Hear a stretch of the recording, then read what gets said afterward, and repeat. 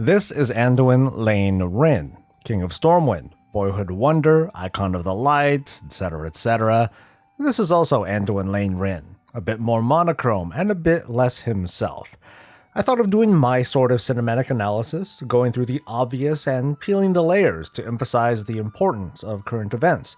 I thought of doing my other signature gutter analysis, where I basically make fun of the whole thing. It's not so crazy to think that Anduin has a domination kink, right?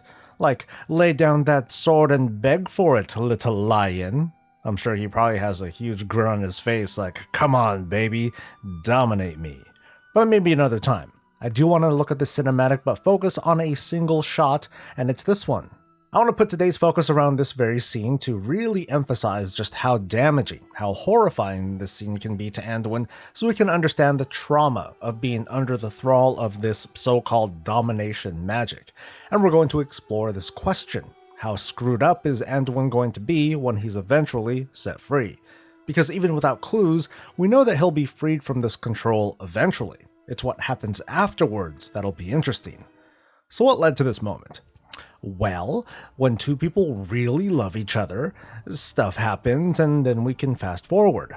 Anduin reaches an age of influence and opts to go down a different path from his father to value understanding and diplomacy over might, resulting in a bell getting dumped on his head, which might be slightly more significant than you think. Fast forward again to the events of Battle for Azeroth. Anduin learns when understanding and diplomacy have been exhausted that sometimes you gotta fight for a lasting peace. To summarize the summary, Anduin Rin has lived a life in service of what is, despite bumps in the road, morally good, which makes this scene especially horrific for him. It's pretty messed up, like this is what his unwavering faith in the light and a lifetime of wanting to do the right thing awarded him. His dad got blown up, there's a sword in his planet, he barely has enough to defend his kingdom, he was kidnapped, and now he's jump stabbing this big old woman that he's never met in his life. People in and out of game are going to look at this moment and say, that's not our Anduin, there's no way he would do something like that, which is true. There's no scenario where he would do this willingly. It's like driving a car and you suddenly lose control. The car swerves into a crowd of people. It's a terrible tragedy, and at first glance, you might get the blame until it's discovered that it's the car at fault, absolving you of all liability, but you were still in the driver's seat. You were front row to a tragedy that for most people is a heavy burden. Something like this is going to follow Anduin and be a new cornerstone of his character development. But what's happening to Anduin is nothing like what happened to Arthas if we were to compare the two.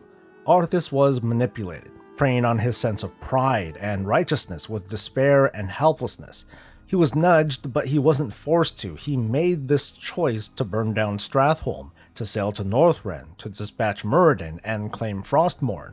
Pretty much up to the very end, we still have an Arthas Menethil who believes that he is right, even if that means the bulwark of Azeroth's defense comes from an army of the walking dead. So Arthas wasn't exactly broken, he was also sort of himself, and we may find out later in the Shadowlands story just how himself he really was, so we're going to end the thread with that. Anduin's trauma is different, and it's better compared to that of Sylvanas Windrunner. Their circumstances share similarities. An outside force that suddenly changes the character, in this case with said character being conscious of their actions. The irony that the victim becomes the aggressor isn't lost on me. But that aside, I feel that we as readers and observers of story don't quite grasp the horror of this sort of mind control, mostly because it's fictional. In the real world, we observe indoctrination, misinformation, torture, grooming, bullying, harassment, and other forms of manipulation to effectively break people. For any of us who've seen it, it's a terrible thing to see a person who once was die and become something else, something lesser. In fictional stories, mind control is a trope. It's an easy device that skips the exposition of how a character can undergo a big personality swing or a betrayal, but preserve that impact. What we see here in Warcraft is the worst kind of mind control, where the victim is conscious of their actions. Specifically for Sylvanas, she was cut down at what we could consider the apex of her moral compass, self-sacrifice in the hopeless defense of her homeland. Maybe in a different timeline, she would have been tossed into Maldraxxus, and that would have made complete sense as the end of her story. But no, she, like many others in the Third War, had all that she was taken from her. She became that person in the car that's moving on its own, but it lasted for so much longer. After reaching that moral apex, all of a sudden she takes a 180. She brought her home to ruin, her people to the edge of extinction, and it didn't stop there. And when she was finally set free, it wasn't thanks to heroes intending to rescue her, she just snapped out of it, surrounded by fellow undead, and immediately thrust into a fight for survival.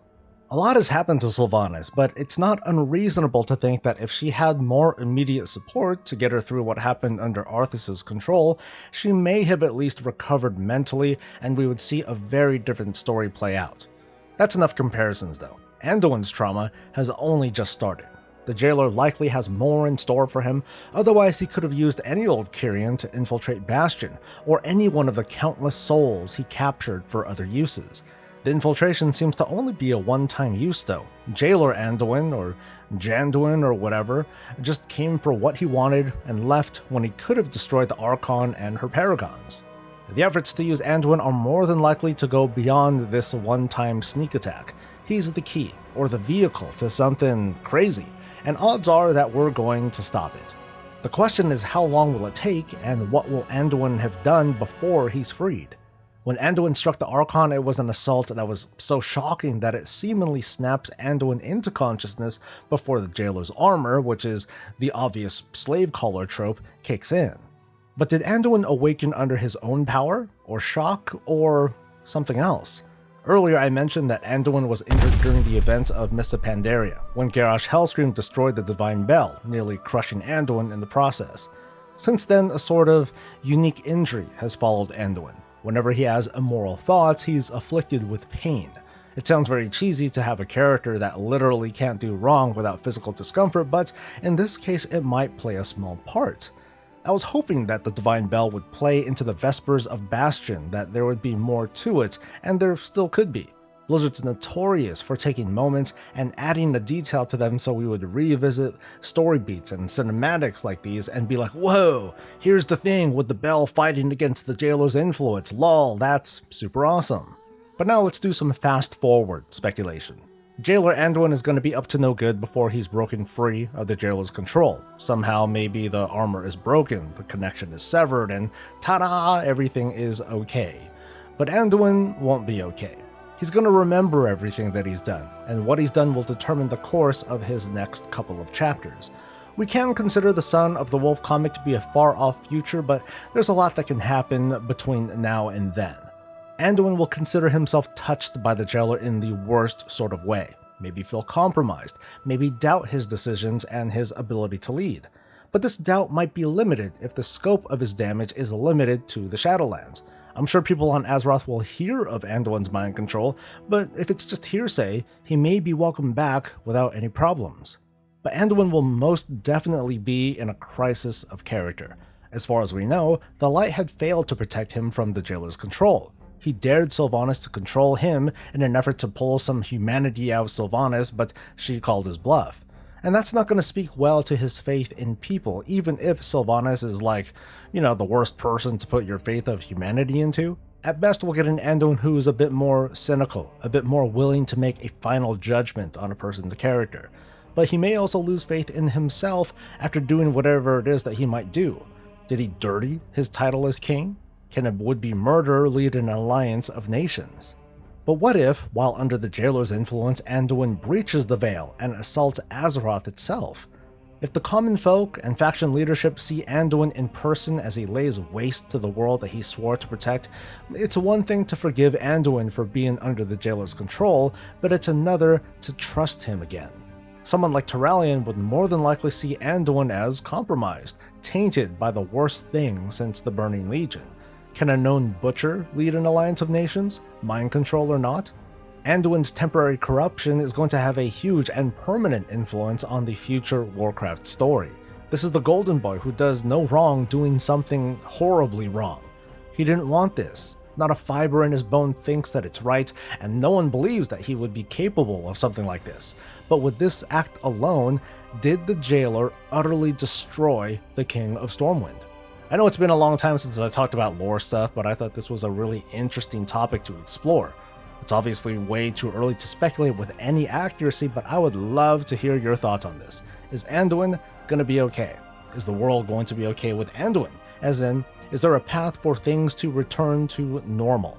Leave a comment, like the video if it was entertaining, and subscribe for more of this and all things Warcraft. We'll see you next time. Until then, stay safe, stay healthy, and stay breezy.